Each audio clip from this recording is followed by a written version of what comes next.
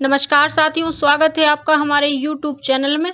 आप मध्य प्रदेश की किस जगह से हमारे समाचार सुन रहे हैं, कृपया कमेंट बॉक्स में लिखकर हमें ज़रूर बताएं। भोपाल से प्रस्तुत है मध्य प्रदेश के प्रादेशिक समाचारों के साथ मैं रजनी शुक्ला। पीएम मोदी ने गुरुवार को वाराणसी में शिक्षा मंत्रालय, विश्वविद्यालय अनुदान आयोग और बनारस हिंदू विश्वविद्यालय के संयुक्त तत्वावधान में आयोजित 3 दिवसीय अखिल भारतीय शिक्षा समागम का उद्घाटन किया। इस मौके पर पीएम मोदी ने कार्यक्रम को संबोधित भी किया। उन्होंने कहा, राष्ट्रीय शिक्षा नीति का मूल आधार शिक्षा को संकुचित सोच के दायरों से बाहर निकालना और उसे 21वीं सदी के आधुनिक विचारों से जोड़ना है। पीएम मोदी ने इस कार्यक्रम से पहले वाराणसी के एएलटी कॉलेज में अक्षय पात्र मध्याह्न भोजन रसोई का निरीक्षण कर अक्षय पात्र के मेगा किचन को समाज के लिए लोकार्पित किया। 3 एकड़ में 14 करोड़ की धनराशि से तैयार इस अक्षय पात्र किचन की क्षमता 1 लाख बच्चों तक खाना पहुंचाने की है। आगामी 12 जुलाई को पीएम मोदी झारखंड को विकास की कई सौगात देंगे। राज्य का देवघर जिला एक साथ कई ऐतिहासिक शुरुआतों का साक्षी बनने वाला है। पीएम मोदी राष्ट्रीय स्तर के एयरपोर्ट, नवनिर्मित एम्स के 250 बेड वाले हॉस्पिटल एवं एकेडमिक बिल्डिंग और धार्मिक पर्यटकों श्रद्धालुओं के लिए बनाए गए विशाल आध्यात्मिक भवन का उद्घाटन करेंगे। इस दौरान पीएम मोदी देवघर स्थित बाबा बैद्यनाथ मंदिर में विशेष पूजा अर्चना भी करेंगे।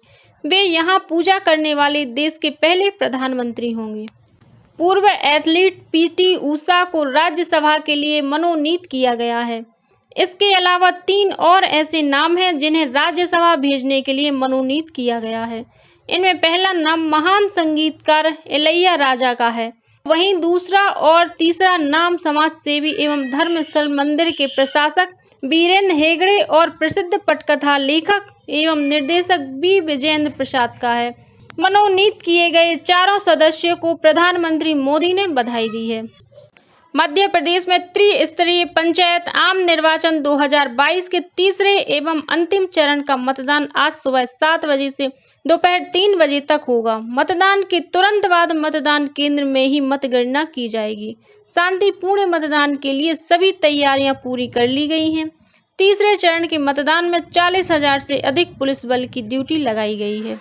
तीसरे चरण में 39 जिलों के 92 विकास खंड की 6,607 ग्राम पंचायत में मतदान होगा। मतदान के लिए 20,608 मतदान केंद्र बनाए गए हैं। तीसरे चरण में जिला पंचायत सदस्य के 243, जनपद पंचायत सदस्य के 1,955, सरपंच के 6,607 और पंच के 1,05,293 पद हैं। राज्य निर्वाचन आयुक्त बसंत प्रताप सिंह ने सभी कलेक्टर एवं जिला निर्वाचन अधिकारियों को निर्देश दिया है कि नगरीय निकाय निर्वाचन के दूसरे चरण में 13 जुलाई को जिन नगरीय निकायों में मतदान होना है, वहां 100% मतदाताओं को मतदाता पर्ची वितरित करें। श्री सिंह ने सभी मतदाताओं को मतदाता पर्ची वितरित नहीं करने की शिकायत मिलने पर अप्रसन्नता व्यक्त की है। उन्होंने कहा कि मतदाता पर्ची का वितरण कर आयोग को सूचित भी करें। बता दें कि दूसरे चरण में 13 जुलाई को 214 नगरीय निकाय में मतदान होगा। इनमें से 5 नगर पालिका निगम, 40 नगर पालिका परिषद और 169 नगर परिषद हैं। प्रदेश के 61 पुलिसकर्मियों को 3 श्रेणी में रुस्तमजी अवार्ड प्रदान किया जाएगा। इसके अंतर्गत नक्सल विरोधी अभियानों, आतंकवाद विरोधी गतिविधियों, सांप्रदायिक तनाव और कानून व्यवस्था की गंभीर परिस्थितियों में उत्कृष्ट कार्य करने वाले पुलिस विभाग के अधिकारी कर्मचारियों को अवार्ड मिलेगा। मध्य प्रदेश के गृह मंत्री डॉक्टर नरोत्तम मिश्रा ने बताया कि सरकार ने उत्कृष्ट अधिकारी कर्मचारियों को रुस्तमजी अवार्ड पुनः प्रदान करने का निर्णय लिया है। पुरस्कार की परम विशिष्ट श्रेणी में 5 पुरस्कार 5-5 लाख रुपए, अति विशिष्ट श्रेणी में 6 पुरस्कार 2-2 लाख रुपए, विशिष्ट श्रेणी के 50-50 हजार रुपए के 50 पुरस्कार के साथ प्रमाण पत्र भी प्रदान किए जाएंगे।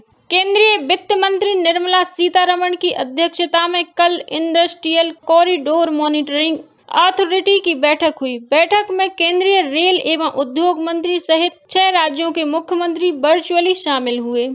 मुख्यमंत्री शिवराज सिंह चौहान जबलपुर से बैठक में वर्चुअली जुड़े।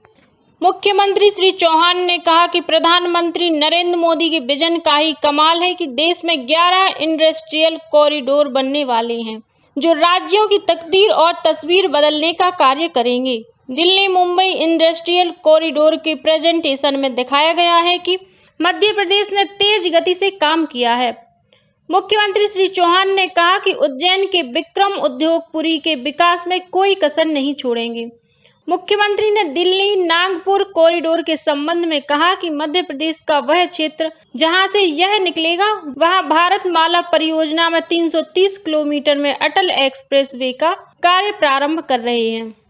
इसके दोनों ओर इंडस्ट्रियल कॉरिडोर विकसित करने का कार्य भी शुरू कर दिया गया है।